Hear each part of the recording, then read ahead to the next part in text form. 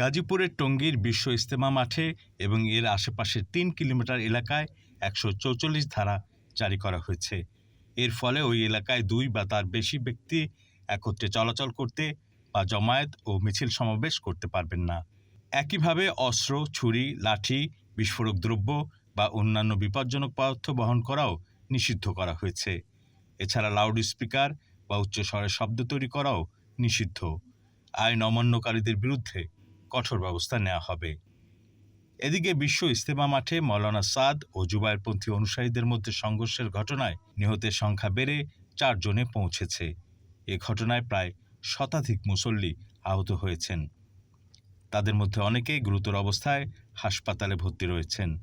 Gazipur metropolitan পুলিশের commissioner doctor Nazmul Karim Khan ১৪৪ ধারা জারির বিষয়টি নিশ্চিত করেছেন এবং পরিস্থিতি নিয়ন্ত্রণে রাখার জন্য অতিরিক্ত নিরাপত্তা ব্যবস্থা নেওয়া হয়েছে বলে জানিয়েছেন।